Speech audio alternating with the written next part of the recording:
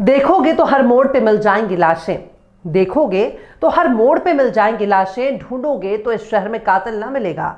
सलाम, नमस्ते, सत श्री अकाल। मैं हूं आपके साथ हर्षिता मिश्रा और आप देख रहे हैं टाइम्स मेल। नेतन्याहू के खिलाफ जब से इंटरनेशनल क्रिमिनल कोर्ट ने गिरफ्तारी का वारंट जारी किया है, तब से ही नेतन्याहू को अपनी गिरफ्तारी का डर सता रहा है। आम लोगों पर जोर आजमाने वाला इजराइल का प्रधानमंत्री इतना डरपोक और कायर होगा, इस बारे में किसी ने नहीं सोचा होगा। दुनिया का इतना बड़ा ताकतवर नेता जिसकी पूरी दुनिया ने तूती बोलती है, वो इतना कायर हो चुका है कि उसे देश से बाहर कहीं भी जाने में 4 बार सोचना पड़ता है। इजराइल तो अमेरिका का दुलारा है और नेतन्याहू, बाइडेन, ट्रंप दोनों के आंखों का नूर है, पर इतना बुजदिल है कि उसे कदम कदम पर खौफ का सामना करना पड़ रहा है। अब नेतन्याहू के बारे में इजरायली मीडिया ही बता रही है कि नेतन्याहू इजराइल से बाहर नहीं जाना चाहते। दरअसल नेतन्याहू को पोलैंड जाना है। एक खास मौके पर दुनिया के बड़े नेता पोलैंड में जमा हो रहे हैं, लेकिन नेतन्याहू पोलैंड में जाना ही नहीं चाहते, जबकि उनके जाए बगैर पूरा का पूरा प्रोग्राम ही अधूरा होगा। पर नेतन्याहू को डर है कि अगर उन्होंने पोलैंड में कदम रखा तो उन्हें गिरफ्तार कर लिया जाएगा। अगर पोलैंड ने उन्हें गिरफ्तार करके इंटरनेशनल कोर्ट के सामने खड़ा कर दिया तो नेतन्याहू के लिए बहुत मुश्किल पैदा हो जाएगी, क्योंकि पोलैंड एक पराया मुल्क है, जबकि इजराइल तो अपना ही है। पर नेतन्याहू के लिए अपना देश भी मुश्किलों से भरा है, क्योंकि भ्रष्टाचार के गंभीर मामलों में नेतन्याहू को जेल भी हो सकती है। वहीं दूसरी तरफ इजरायली सेना को छोड़कर जाने वाले सैनिकों की तादाद बढ़ती ही जा रही है। सबके सब गजा में लंबे समय तक चलने वाले इस बेमियादी जंग से तंग आ चुके हैं। इजरायल के कई अफसर पहले सेना से इस्तीफा दे चुके हैं। नेतन्याहू अपने ही देश में खुलेआम नहीं घूम सकता। नेतन्याहू के ऊपर कई बार हिजबुल्लाह हमला कर चुका है। नेतन्याहू को अपने खुद के बेटे की शादी टालने के लिए मजबूर होना पड़ा। यहां तक कि बीते कई महीनों से बंकर में रहना पड़ रहा है, क्योंकि दुश्मन उनके बेडरूम तक पहुंच चुका है।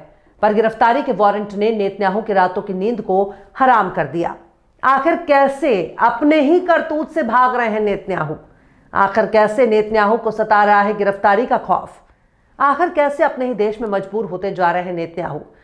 बताएंगे आपको और भी बहुत कुछ। लेकिन आप अगर हमारे चैनल पर नए हैं और पहली बार हमारी वीडियो को देख रहे हैं, तो आप हमारे चैनल टाइम्स मेल को सब्सक्राइब कर लें, वीडियो को लाइक कर दें और बेल आइकन का नोटिफिकेशन बटन भी प्रेस कर दें, ताकि बिना देरी हमारी हर खबर आपको मिलती रहे। लौटते हैं आप खबर की तरफ। अगले महीने से नेतन्याहू की मुश्किलें बढ़ती हुई नजर आ रही हैं। नेतन्याहू को जनवरी के आखिरी हफ्ते में पोलैंड की यात्रा पर जाना है, पर पोलैंड पहले ही जाहिर कर चुका है कि वो इंटरनेशनल क्रिमिनल कोर्ट के गिरफ्तारी वारंट का सम्मान करता है और नेतन्याहू के आने पर उन्हें गिरफ्तार भी कर सकता है, जिसकी वजह से नेतन्याहू बहुत बड़ी परेशानी से जूझ रहे हैं। Israeli media outlet times of Israel ने बताया कि जुमे के रोज पॉलिश रिपोर्ट ने कहा है कि प्रधानमंत्री बेंजामिन नेतन्याहू अगले महीने ऑट्सविट्ज नाजी यातना शिविर के मुक्ति की 80वीं वर्षगांठ के मौके पर आयोजित होने वाले कार्यक्रमों के लिए पोलैंड की यात्रा करने से बचेंगे, क्योंकि उन्हें डर है कि उन्हें गिरफ्तार किया जा सकता है। ये सबसे खास प्रोग्राम 27 जनवरी को अंतर्राष्ट्रीय नरसंहार स्मृति दिवस के मौके पर आयोजित किया जाएगा और इस प्रोग्राम में ब्रिटेन के राजा चार्ल्स समेत दर्जनों नेताओं और राष्ट्र अध्यक्षों के शामिल होने की उम्मीद है। पॉलिश आउटलेट रेज पोस्टपोलिटा ने बताया कि इजरायली अधिकारियों ने इस कार्यक्रम में भाग लेने के बारे में अपने पॉलिश समकक्षों से संपर्क नहीं किया और वारसा के अधिकारियों का मानना है कि इसका कारण पोलैंड की इस प्रतिज्ञा से संबंधित है कि वो हमास के साथ चल रहे संघर्ष में संभावित युद्ध अपराधों के लिए नेतन्याहू के खिलाफ अंतर्राष्ट्रीय आपराधिक न्यायालय के गिरफ्तारी वारंट का पालन करेगा। पोलैंड के डिप्टी फॉरेन मिनिस्टर से जब अखबार से नेतन्याहू की गिरफ्तारी के बारे में पूछा, तब उन्होंने आईसीसी वारंट को लागू करने के अपने वारसा के रुख को दोहराया। चूंकि ना तो सरकार के प्रमुख और ना ही राज्य के प्रमुख के इस समारोह में भाग लेने की संभावना है, इसलिए शिक्षा मंत्री योआव किश के इस समारोह में इजरायल का प्रतिनिधित्व करने की उम्मीद है। यानी कि नेतन्याहू के बजाय इजरायल की तरफ से शिक्षा मंत्री को भेजा जाएगा। पर इस मामले में नेतन्याहू के दफ्तर पूरी तरह से खामोश है। तब से आईसीसी के नेतन्याहू के खिलाफ अरेस्ट वारंट जारी किया है। तब से ही नेतन्याहू ने यूरोप की यात्रा नहीं की है। नेतन्याहू के साथ साथ पूर्व रक्षा मंत्री योआव गैलेंट के खिलाफ भी गजा में वार क्राइम के लिए अरेस्ट वारंट जारी किया गया है। अदालत ने हमास के सैन्य प्रमुख मोहम्मद देव के खिलाफ भी वारंट जारी किया है, जिसके बाद में इजरायल का कहना है कि उसकी हत्या कर दी गई है। यूरोपीय संघ के अन्य सभी सदस्य देशों की तरह पोलैंड भी आईसीसी की स्थापना संधि पर हस्ताक्षरता के रूप में वारंट पर एक्शन लेने के लिए मजबूर है। हालांकि यह स्पष्ट नहीं है कि अगर नेतन्याहू किसी यूरोपीय संघ के देश में जाते हैं तो क्या सभी यूरोपीय संघ के देश उन्हें गिरफ्तार करेंगे या नहीं। चूंकि फ्रांस भी यूरोप का हिस्सा है और फ्रांस ऐलान कर चुका है कि नेतन्याहू को आईसीसी की कार्यवाहियों से छूट है। फ्रांस का कहना है कि इजरायल ने न्यायालय के कानूनों पर हस्ताक्षर नहीं किए, इटली ने कहा कि जब तक नेतन्याहू इजरायल की सरकार के प्रमुख बने रहेंगे तब तक उन्हें गिरफ्तार करना संभव नहीं है। यानी इटली के बयानों पर गौर किया जाए तो एक बार अगर नेतन्याहू कुर्सी से पैदल हो जाते हैं तो उनको गिरफ्तार किया जा सकता है। नेतन्याहू ने वॉल स्ट्रीट जर्नल के संपादकीय लेखक इलियट कॉफमैन को इंटरव्यू में कहा है कि वो हमास को हटाने से पहले सीज़फायर पर राजी नहीं होंगे।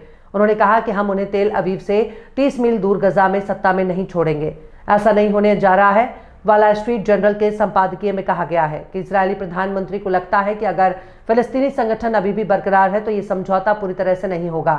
इजरायली सेना ने कॉफमैन से कहा कि इजरायल हमास और हिजबुल्लाह को कमजोर करने और सीरिया के असद शासन को खत्म करने के साथ अपने विरोधियों के खिलाफ बड़ी जीत हासिल कर रहा है।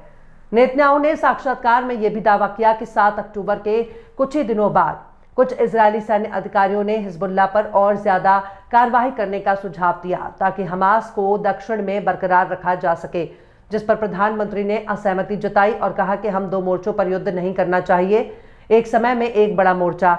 हम यहाँ हमास को उखाड़ फेंकने के लिए कारगर इलाज नहीं चाहते बल्कि हमास को खत्म करना चाहते हैं।